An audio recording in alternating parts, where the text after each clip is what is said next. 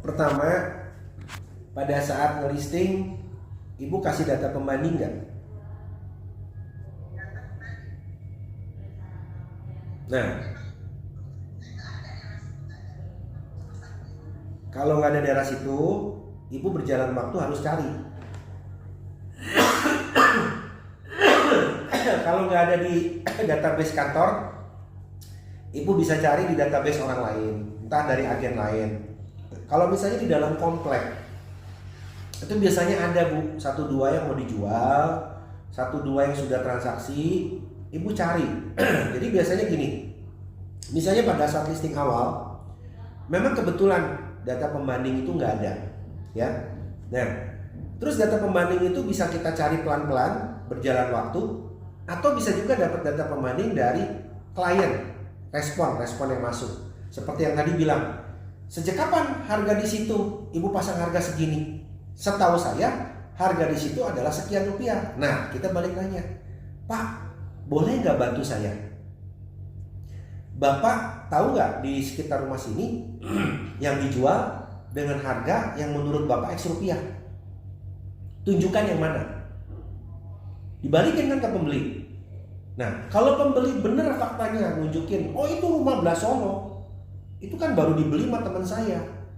Oh ya Pak, boleh tahu Pak itu di mana, luas tanahnya berapa? Nah, kita kan dapat feedback itu tidak selalu harus kita nyari kan, dari buyer juga bisa. Atau pada saat kita balik nanya ke buyer itu cuma ngomong omdo. Bisa kan? Kan bisa dua. Bisa satu memang benar, faktanya ada, atau memang bisa kedua, faktanya adalah dia memang mau supaya barang kita murah aja. Kan bisa juga. Tapi kalau memang faktanya itu barang itu mahal, dia bisa nunjukin bukti. Nah, kita bawa bukti itu adalah ke pemilik. Nah, kalau pemilik itu paling simpel bahasanya bukan kata saya. Kadang-kadang orang kan suka nggak terima. Kalau kata saya, kesannya seperti saya tuh lebih pintar daripada pemilik. Bener ya? Nah, lebih baik bilang, itu kata klien saya, rumah ibu tuh begini, harganya harusnya begini Pak. Dia ngasih contoh temennya itu baru beli di sana harganya sekian. Bener loh Pak, saya cek fakta. Kadang-kadang kan ada orang nggak terima. Alah kamu mah suruh turun harga, pasti cuma mau komisi doang. Kamu mah memang tukang dedetin harga, gitu kan? Tukang ngepres harga. Nah, kita harus tunjukkan bukti. Di samping kita juga service listing dan laporan tadi Bu. Memang nggak bisa kita tiba-tiba dalam sekejap orang itu suruh turun harga. Kita kan nggak mungkin jadi tukang ngancam orang ya Bu. Oh, Bapak kalau nggak nurun harga awas tuh besok saya tembak Bu. Kan nggak bisa begitu. Tapi kita kan dengan proses, by proses, Pak, saya sudah melakukan A. Ini ada respon begini. Gimana ya Pak? Kadang-kadang kita suka jadi bego aja. Balikin lagi. Pak, saya sudah melakukan ini. Ini responnya begini Pak ngomongnya. Menurut Bapak gimana? Itu kan. Balikin aja menurut Bapak gimana? Ini kan saya udah ngecek Pak, harganya segini Pak. Menurut Bapak gimana? Nah, itu satu. Kedua, pada saat kita melisting, ini teman-teman yang harus perhatiin ya. Kenapa kita kalau ngelisting itu baiknya ketemu direct dengan si penjualnya, supaya kita tahu kebutuhan dia untuk menjual itu urgensinya sejauh mana. Kalau orangnya memang gak urgent Ibu, dan memang dia bilang saya mah iseng-iseng aja, kalau nggak 2 kali lipat dari harga pasar saya nggak mau jual. Ya sudah, kita nggak bisa paksa. Artinya itu sebagai database kita simpan, tetapi kita anggap itu bukan data potensial listing, ya kan? Nah, tapi kalau dia bilang urgent, dia butuh cepat. Kemarin tuh saya lihat tuh ada yang di grup bilang ini orangnya mau divorce, betul nggak? Cepet dong dijual. Itu siapa tuh yang nge-share tuh? Nah itu paling enak Bu. Bukan saya menghalalkan bahwa divorce itu disukai ya. Tapi dalam arti kalau orang mau divorce, itu si suami istri udah paling sebel-sebelan toh. Dua-duanya pasti hartanya pengen cepet dibagi. Nah, itu kalau kita ngasih pengertian harga yang reasonable, harusnya dua-duanya bisa cepat keterima. Asalkan suami istri ini walaupun mau divorce tapi dua-duanya sama-sama mau jual, gitu ya. Nah, itu lebih enak.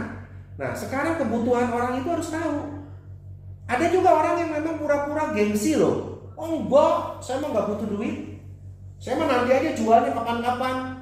Tapi at the end, baru sehari di listing, besoknya udah nelpon. Bu Tres, barang saya gimana? Udah ada yang nawar belum?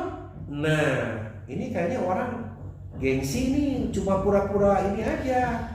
Pura-pura ngerasa dirinya, nggak butuh duit, padahal butuh, gitu loh. Justru teman-teman nih ya, kalau ada listing baru masuk, berapa jam atau berapa hari kemudian orang itu nelpon, itu saya senang. Daripada orang yang udah ngelisting sama saya, dia nggak pernah nelpon, nggak pernah nanyain kabar. Nah berarti ini orang nggak butuh nih, ya kan? Justru kita yang harus aktif nanya terus dia gimana. Malah tiba-tiba baru di listing seminggu, Edi, kayaknya saya salah pasang harga. Kemarin dari 10M saya naikin aja lah, sekarang jadi 20M. 10M aja udah kemahalan, sekarang minta 20M gitu loh. Aduh, Pak nggak salah Pak, harganya segitu. Ya segitu aja, saya mau maunya segitu. Ya sudah, kan kita nggak bisa maksain orang ya Bu. Kita maksainnya juga cara halus, database kita harus punya, cari pembanding sebanyak-banyaknya, gali informasi. Kalau nggak dapat dari era ya dari agen luar atau dari buyer. Lalu kita service listing, laporkan terus-menerus, dan gali kebutuhannya. Kalau sudah gali kebutuhannya, need-nya tahu, kita sambung-sambungin tiap promosi dengan ini. Misalnya dia punya utang, Pak, utang Bapak ini kan harus cepat diberesin. Sekarang bayar bunga ngegulung mau gimana gitu loh. Kan kalau di utang itu kan suka kita bedah ya, di bank itu sejauh mana dia. Apakah masih lancar kreditnya, atau sudah kolek, atau sudah AIDA, atau jangan-jangan sudah mau masuk lelang gitu loh. Jadi kan kita harus gali. Nah dari situ kan kita sama-sama coba brainstorming. Kalau ternyata udah mau masuk lelang, Pak kalau di lelang Bapak gak dapat apa-apa. Sekarang Bapak ada yang nawar segini minimal lah. Buat beli Honda Brio Bapak masih dapat loh. Daripada kalau di lelang nol, ya kan? Sok Bapak mau pilih mana gitu loh. Itu kadang-kadang Bu, sorry ya, kalau orang yang sudah kepepet lagi ngadepin masalah, mereka pikirannya suka butek loh. Butek tau, buntu kan? Gak bisa mikir jernih. Nah, tugas kita sebagai agent harus memberikan pertolongan sama mereka supaya mereka bisa berpikir clear gitu, bahwa jernih.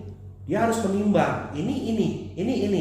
Kalau enggak, Bapak ini loh kejeblos. Kalau enggak, Bapak dapat ini loh. Kita udah bawa nih dewa penolongnya. Gitu. Itu kira-kira Bu.